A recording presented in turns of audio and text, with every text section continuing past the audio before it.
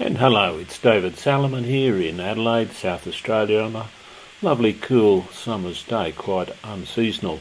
You'll hear the sounds of the wattle birds outside from time to time as we're continuing this series on Facebook Live. And the somewhat tongue-in-cheek title today is What Entrepreneurs Know About Storytelling That Shakespeare Didn't. Now, just as we get started here, I'm going to take the opportunity of sharing some of the Facebook Live broadcast onto a couple of other pages, and I'm doing that by going to the page, the Simply Splendid Productions page, where it's being broadcast to, clicking on the live stream, or right-clicking on the live stream to bring up the show. The URL, and that comes up in a window which I Command C on my Mac to copy the link, and I've already opened up the other pages that I want to stream onto. So I'm just at this stage just clicking into the status bar and copying in the link and clicking post. I'll come back later and edit the the titles and descriptions. So there's just one more that I want to do here. Write something, Command V to paste in the link and publish. So now I'm actually, with that, just that little bit of setup in the beginning, this live stream is going out to Simply Splendid Productions, my first personal Facebook page, and a third business page as well. So let's move into today's talk. What entrepreneurs know about storytelling that Shakespeare didn't. Now this title is referring to the way stories are constructed. During this week I've been talking to a number of business owners about using Facebook Live, and one of the questions that invariably comes up is, well, how do I create the content that I need to broadcast? How do I put together a story that is compelling, that is rich, that is engaging, that people want to listen to? And the best way to ensure that your story is going to resonate with people is to follow the classic story structure. And in the title here, of course, I'm referring to the three-act play that Shakespeare or other playwrights normally adhere to. It's not always literally three acts, but it has three parts, and we'll look at that in a moment. And we'll go on to look at how that is different, or what we add to that if, as an entrepreneur, you're using storytelling to build your business. So by the end of this Facebook Live broadcast, if you see it through to the end, you'll get to have a sense of how you can use your own story in your business to build the community that you're supporting through your services and products, to make it a valuable learning experience for your viewers, as well as advantageous for your business in being able to extend your reach and connect with more people who are interested in what you are offering. So let's move on here, and I'm going to bring up a Facebook. I'm going to bring up a PowerPoint here that I've prepared in advance. So let me just click a button, and we need to click the button on the right page, and here we go. And right, so what entrepreneurs know about storytelling that Shakespeare didn't. Facebook live stream storytelling. So how do stories work? Well, we're going to discuss in the next few minutes the difference between the three-act story structure and the four-part story. The four-part, often referred to as the hero or heroine's journey as well, made popular particularly by Joseph Campbell in his book called The Hero of a Thousand Faces. I have a copy here, which has been a terrific book for me. I first read this one maybe 40 years ago, and have come back to it at various times ever since, and continue to find more gems lying in it. So the three-act play structure is fairly familiar to it. Act 1, of course, we begin with an orientation to the characters in the story and the world that they inhabit. So it's the setting of the scene, the orientation. It tells us who the story is going to be about and what the circumstances are that they are in. Because towards the end of Act 1, there'll be what's often referred to as the inciting incident, and we've got flight path here at the moment in Adelaide, and I hope you can still hear over me. From time to time the flight path goes over the city rather than over the sea, and that's probably what you're hearing in the background right now. So the end of Act 1 is completed with an inciting incident, and it's something that happens that turns the world as it was upside down, or in the most extreme cases, or it may simply be something that changes things forever. As we move on, it's going to be one of those things that we're going to usually have to find a resolution for. We're going to have to deal with it in some way, and the process of coming to terms with this incident will be one where we grow, or we learn, or we come out the other side more skilled. So let's just look at characters for the moment, and to do this I've taken a leaf out of the page of Facebook Messenger stickers, and we have here the Mockingjay stickers from the Hunger Games, and I thought it'd be of interest just to get to see what sorts of different characters there are simply by looking at some of the stickers that Facebook Messenger provide for us. Now, I'm not going to go through all the names here, but we can see in the way that it's been constructed that these characters all have defining features that differentiate them one from another. Now, at the moment I'm concentrating not on the action that's described in the image, but simply the look of the character themselves. So, for example, in the top row, in the second column, we have a man with purple hair with a big grin, his hands out, and obviously a very outgoing sort of a character. We have in the second row, or directly below the first one I mentioned, a woman with a bow and arrow. So we know this is going to be a very active character. Third row, first column, we see a man and a woman with the love hearts, who clearly have fallen in love, and so that's going to be a rom-com or a love story or some kind. Often, of course, rom-coms are stories about how do you deal with the differences when you've fallen in love with someone who's or attracted to someone who's very different. That's a classic sort of a story. So we can look through each one, and whether they're male or female, immediately we have a sense of the character. The bottom row, third column, we see a woman with a wink, a flirt happening.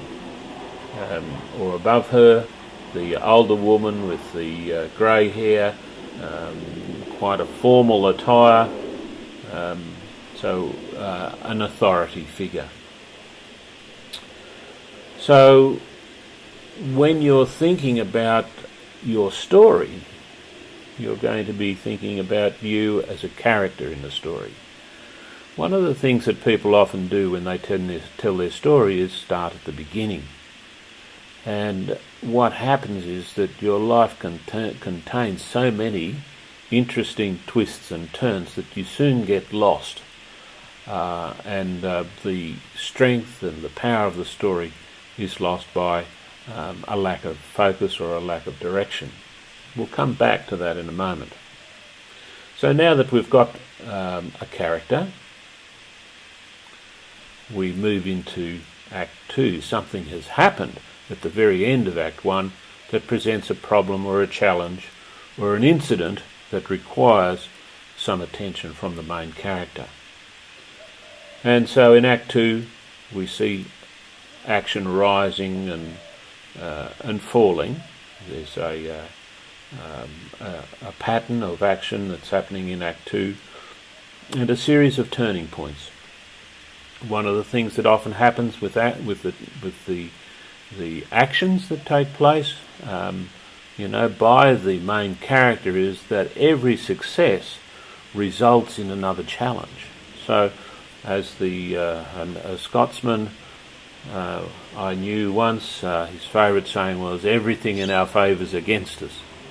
And it's that sense of no matter what you do, there's always another hurdle to overcome. There's always another challenge that needs to be met.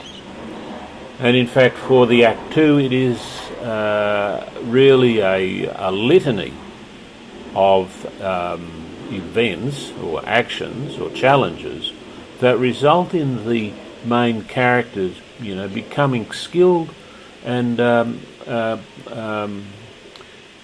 quite proficient in overcoming the hurdles that they face. So in your story, that's going to be the lessons learnt along the way. After the turning points, through the turning points, we see the character development taking place. And by the end of Act 2, the main character or characters will come to a place where they have essentially overcome the obstacles that they've met along the way. And there will be a resolution to the main incident that occurred at the end of Act 1, and the other subplots, the smaller incidents that have happened along the way, will be resolved in some way or another too. In the case of the action thriller, usually it's about wiping out your enemies or something like that. So when the main characters met or come to a resolution and the subplots are resolved, there's a climax in the story where the main character achieves whatever it is in terms of the overall goal or the overall challenge that needs to be met. In the romantic comedy, it's the moment where the lovers finally come together and let the challenges that have been in there be passed. They have come to rest. And so the character now, the main character, essentially has a new identity by virtue of the lessons learnt along the way. There's some elevation in status or in skill or in practice. So these three acts or phases of the journey are similar in many ways to the first three phases in the hero or heroine's journey that I mentioned before. That is talked about in detail by Joseph Campbell. I'm just going to close this window for a second and reduce some of that noise from the outside. So let's look at the fourth stage, or what I'm calling Act 4, in the hero's journey. It's an additional step after the climax has been reached, and you might think, well, what's left? And of course it's the call to action. It's what the skilled person, the hero or heroine, now does as a result of having reached that position, or that status. Now have a capacity to act in the world in a way that they didn't before. You actually have become an entrepreneur in some way. And that happens through a call to action. So let's go back to that list of images that I showed you before from the Hunger Games series and just take another look. And now let's have a look not just at the character themselves, but the way they are presented. And so we're seeing, respect. We're seeing success. We're seeing wink. Thank you. So each of these single images imply some sort of a story or some story element. In fact, that's what makes them so useful and enjoyable as a sticker in a Facebook message. It adds a dimension to our comment that stimulates our imagination and our vision, for what might be coming out of that story. So I'm going to leave that for you to explore and to think about more fully as you go to Facebook Messenger and bring up the stickers. And now there's a plus button that you can add series of free stickers to your messages. So let's move on to look at the hero journey or the heroine's journey as a whole. It begins similarly to the Act 1 of the Threeact play, where we're learning about the characters and the world they inhabit. And this phase of the journey really is also a call to adventure. What was it that led that person to undertake this journey specifically? Now, sometimes it will be an event that happens, an inciting incident. Sometimes it will be an act of unawareness, a naive act that unleashes a series of events that calls on the character to develop in some way. So that's why I've chosen this one here. We see a character who's essentially asleep, and they're being woken up to an adventure. And part of that first phase, part of Act 1, is also finding the teachers, the allies, the magical objects, the talismans, whatever it might be, that at some later stage are going to become critical for solving some of the, or at least one of the challenges in Act 2. Because there's a sense in which we can't do it all on our own. We need some sort of outside support or guidance or power, a power that we don't yet possess ourselves. We need to have that to overcome the obstacles. It's a really important part of the story because had we had that power in the first instance, we wouldn't have been called on that adventure. It gives a real sense of what that adventure is about by knowing what the call to adventure is. So, following the call to adventure, we become engaged in it. So here is a picture of someone saying, "Hi, I'm no longer asleep. I've caught your attention. There's something going on." And we're now emotionally engaged, not necessarily in a romantic way, but our passion, our desire, our striving, our longing, our aspirations are somehow engaged now in a way that they weren't before. We've crossed over the first threshold, which in itself can be a very scary thing to do. We see it in lots of movies, and on crossing a threshold, we move into an area where there is no return. There's only a way forward, there's no way back. You cannot retrace these steps. You actually, having taken that step over the threshold, need to follow this action through to its end, regardless of the outcome. It's not always a positive outcome. Sometimes it's a defeat in some way that will lead to another stepping forward. In fact, that's one of the things we tend to be aware of a lot, is that the greatest skills that we acquire, the most important knowledge that we gain, is actually from the mistakes that we make, rather than the things that we've done right. Things that we have done right have very little learning for us, very little change. Whereas the bigger the mistake, the greater transformation is required to move on with that. So after the engagement stage then, we have what I've called recognition. We recognise the pattern of something here, we recognise what's going on. I finally realise why I'm in this spot that I find myself in, and know the way to move forward, know the way not to keep getting drawn back into it.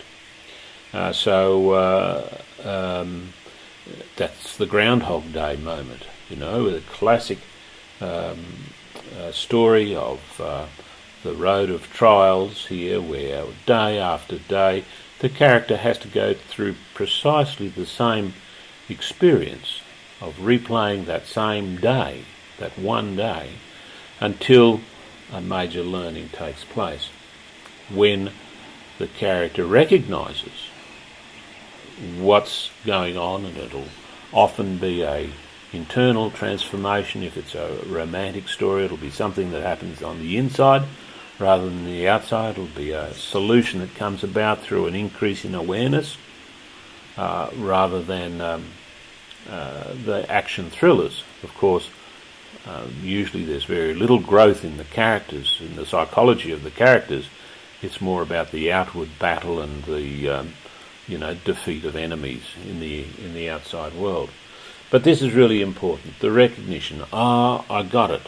I got this. Which says I now have some confidence to move forward that I didn't have before. And that comes about by resolving or finding a solution to challenges. The next stage, the fourth stage here, is the action stage. Okay, well, now that I've got it, what am I going to do with it? In Shakespeare's situation in the Globe Theatre, people would come to enjoy the entertainment. That was the purpose of the plays. It was purely entertainment in a day when there was no mass media. So people would go to the play to see plays that they knew very well already. They were familiar stories, in many situations. And sometimes I've heard actors talk about times when, in those days, an actor might forget their lines, and someone from the back of the stalls would call out the line, and the actor would go, "Oh yes," and pick it up and move on. So it isn't actually knowing the end of the story or knowing the outcome that's important. It's the experience of going through the steps necessary to get to the outcome. It's the process that's important here rather than the outcome. Yes, it's vitally important to know where we want to end up, what the goal is, but knowing the goal doesn't tell us how to get there. Whereas going through the processes is what we really need to learn, is how to overcome the many steps that are placed along the way. So it's important to recognise that this hero journey is cyclical. We all have a big story in our life where, if we were to talk about the main events, it would present a narrative, from beginning to end. But within that story there's also lots and lots of small ones. Every day we can go on a hero or heroine journey as we learn a new step, as we reach a new goal on a lesser level, not on a life-changing level, but maybe on a week-changing level. There are lots of little transformations that are taking place all the time. And so it's good to see the hero-heroine journey as really a series of nested journeys. Within the big journey there's lots and lots of little ones. And, even within one phase we can have smaller journeys. For example, we may fail to hear or heed the call to adventure, and that will take us through a little adventure, a mini adventure, until we actually hear the call, and we come out of that with the capacity. We have been woken up from the state where we've become where we were unaware, to now have the capacity to hear a call to adventure, and so the larger story then is able to proceed. Through the stage 2, the road of trial stage, of course there are many journeys that are happening one after another in that stage. So let's remember that aspect of the hero-heroine's journey as being cyclical. So I've got this next. This is the second page. This is the rest of those icons from Facebook Live Messenger in the Mockingjay series, and in those 32 images, those 32 little GIFs, there's a whole lot of different expressions there. This one is often associated with a love story, an adventure, a love story, with a physical challenge associated with it. So how does this relate to Facebook Live storytelling? Well, what I'm encouraging people who are starting with Facebook Live is to use your own story as your first story.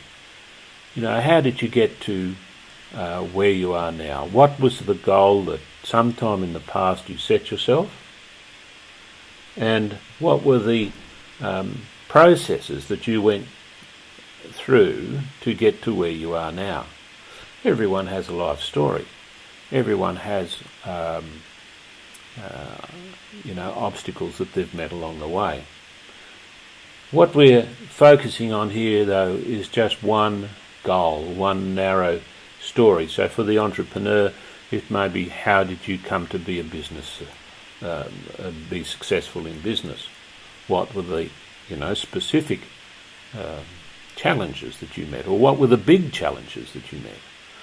Leaving out most of the detail, just so that we can pick out the milestones along this pathway in reaching it in a way that it can be useful for other people. In the same way, in this talk, the goal is to give you an understanding of the way stories are structured, so that you can reflect on your own story and use that to create a story that makes sense to the way we understand stories as human beings. Stories are innate in us because they really follow the development processes through, the more primitive parts of the brain through to the more cognitive, rational parts. I'll talk more of that in another place. And it's probably just enough to say that stories are hardwired in us, and once we do have a sense of how to structure them, we have a repeatable skill there in being able to communicate with people. So once we have decided on what this story is going to be about and have thought a little about the pathway of reaching it, we then start at the beginning and follow the pathway that we've mapped out. one of the things that often happens when you're beginning to tell stories and beginning to think about using a live streaming is that you may start at the beginning of the story and try and find your way forward through it. And what usually happens in that situation is that you come across all sorts of interesting tangents.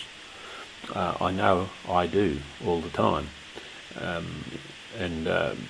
While that can be an interesting story for others to listen to, at some stage it will tend to lose its power.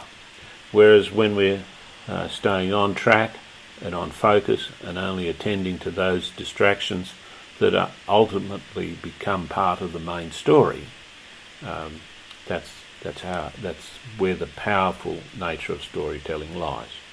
So telling it then from beginning to end, not necessarily always chronologically. One of the strong devices in movie storytelling, of course, is the flashback or the flash forward or the ellipsing of time. It simply needs to connect in a coherent way, and we don't need to be restricted to a purely linear or chronological telling of the story. In fact, sometimes telling things chronologically can be confusing because they don't link chronologically, but often will leapfrog other events that take place along the way. So beware of distractions. We've just been talking about that. So if you're interested in pursuing Facebook Live streaming, I've put together this checklist that helps you get started. One of the things it does is it organises some of the technical things. One of the big challenges in getting started with Facebook Live is there's so many things to take care of at the same time. There's the technical as well as the creative. And I find that if I try to do both things at once, the creative side usually suffers, and I will get a creative block as soon as I start to have to problem solve technical things. So there's ways around that, simply by setting up things in the first instance. For example, at the beginning of this live stream, I knew that I wanted to stream to a number of pages simultaneously. So that meant that I would need to manually copy the link after the stream started and take it over to the other pages and post it into statuses on the other pages. Now, if I had been thinking that through and hadn't set things up, when I come back to talk to you about the content of this Facebook Live itself, I'd be even more confused than usual. But instead, I opened up the pages in separate tabs on the browser, so that all I needed to do was to go to the page that the initial page that I was streaming to, the Simply Splendid Productions page, right-click, copy the link, and then click on the other tabs and paste that link into the status, knowing that I could come back later and edit the titles and descriptions for people who are seeing that as a recorded video later on rather than as a live stream, and without losing focus on what this main story was about. So there's an example of a distraction and one that relates to the overall story. So I've put a short link here, bit.ly/FBL, short for Facebook Live checklist, bit.ly/FBL checklist. That'll take you through to my Facebook Live connection handout, a checklist that will help you get started on your first Facebook Live broadcasts, and it also will keep you in touch with other materials as they come out during this series. Which brings me to the final point in encouraging you to subscribe to this stream. I'm going to continue this on a more or less daily basis of taking a new aspect of Facebook Live that I'm putting together ultimately as a course that will be available at a later date. So essentially I'm using Facebook Live to clarify and to develop and to put together some training materials on Facebook Live for business, for small local business in particular, and then somewhere early in the new year I'll make that available as a course. So if you're following this series now, you're actually going to get to some material that is later on going to be made available for sale.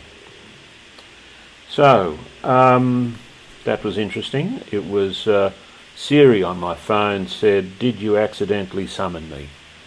So I just said something that sounded like, "Hey Siri." That just happened again. So that's also an important part of storytelling. The things that happen as if accidentally, as if there's a power beyond us that is looking onto our journey, or looking at our journey and support our patron, our person who is overseeing us on our way. And I subscribe to that view very much, that we all have hidden potentials that are yet unawakened or unknown, that stories in fact release. It's one of the reasons that I've been fascinated by Joseph Campbell's work over the years, and continually am inspired by it. So here's the link once again, bit.ly/FBL checklist. Click on over there and check it out. Leave a comment in the a question rather in the link below, or if you prefer you can send me a direct link using this Facebook Live. Let me just take that other one out of the way, the static text out of the way. There we go. So that if you use your Facebook Messenger in your phone to scan that image, you can send me a message directly straight away. If you do it right now, you'll get a message straight back that says, I can't talk to you right now, and I'll get back to you later. So, thanks for joining me. I hope you're finding the series on Facebook Live useful. If there's any particular questions, don't forget to send them to me, either in the comments or as a message, and I look forward to answering them either personally or in the comments below, and I also look forward to seeing you in another video. So until then, all the best.